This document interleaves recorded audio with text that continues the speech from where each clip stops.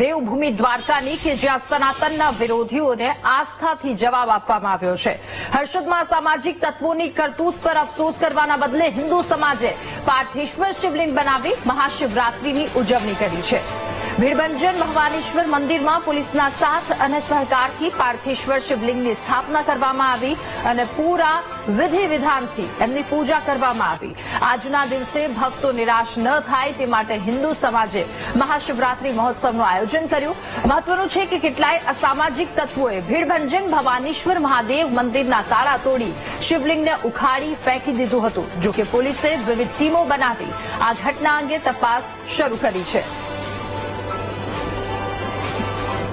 કાર્યકર્તાઓ એવા છે જે ગઈકાલે જે ઘટના બની, જે આપણે હર્ષદ મંદિર માતાજી મંદિર પાછળ શ્રી ભીડભંજન ભવાનીશ્વર મહાદેવ મંદિર ત્યાં જે ગઈકાલે બનાવ બન્યો, એના માધ્યમથી આજે અમે એવું વિચાર્યું કે મહાશિવરાત્રીનો પર્વ છે, એ મહાશિવરાત્રી પર્વના કાયમી માટે મહાદેવની પૂજા થાય એના માટે આજ અમે એક પાર્થિવ શિવની સ્થાપના કરી અને એની પૂજા આજનામાં સૌ રામ ભક્તો મહાદેવના તમામ કાર્યકર્તાઓ સાથે મળી અને પોલીસ પ્રશાસન સહકાર આપી અને અમે આજ દિવસ મહાશિવરાત્રી પર્વ ઉજવણી કરવામાં આવી।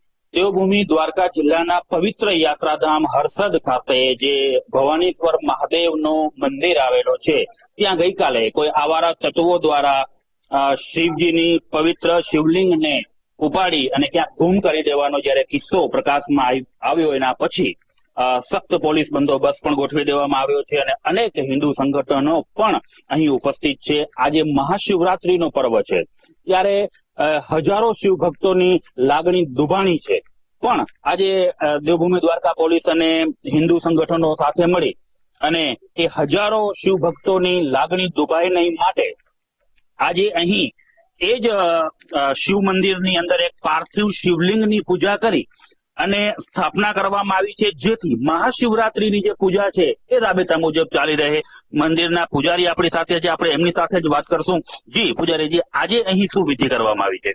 આજે મહાદેવની પાર્થિવ શિવલિંગ બનાવી, પછી એની થોડી મંત્રોચ્ચાર જે એની આરાધના ધ્યાન, પછી એને સ્થાપિત કરી અને એનું બધું પૂજા વિધિ બધી કરી અને ત્યાર પછી સંપૂર્ણ આરતી સ્તુતિ વંદના સાથે ભગવાનને અને આજના દિવસમાં જે કઈ ભોગ ઓળાદી જે ટૂંકમાં ષોડોપચાર પદ્ધતિ અમે કમ્પ્લીટ પૂજા આજ પણ કરી। આજે તો મહાશિવરાત્રી અને શિવજી માટે અતિ ઉત્તમ દિવસ ગણાય, તો આજનો શું કાર્યક્રમ રહેશે સમગ્ર દિવસ અને રાત દરમિયાન? બસ આજે બપોરની તો જે આરતી સાથે અહીં અત્યારનો પ્રોગ્રામ પૂર્ણ થાય છે, ધાર્મિકતાનો પ્રોગ્રામ પૂરો થાય। બાકી હવે દર્શન માટે તો મહાદેવ અહીં રાખેલા જ છે, એ દર્શન હવે આ પાર્થિવ શિવલિંગ ના કરે અને એમને ભગવાનની કૃપા પ્રાપ્ત કરે। બીજું સાંજના હવે ચારે પ્રહરની જે હોય છે, જે મહાશિવરાત્રીનું જે મહત્વ જે ચાર પ્રહરની પૂજાનું છે, એનો પ્રોગ્રામ સાંજના 6 વાગ્યા પછીનો આયોજિત છે।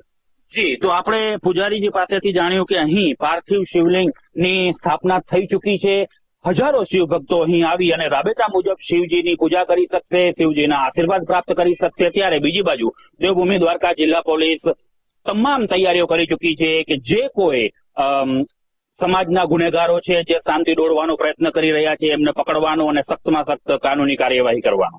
અશોક માણેક, વીટીવી સમાચાર, હર્ષદ।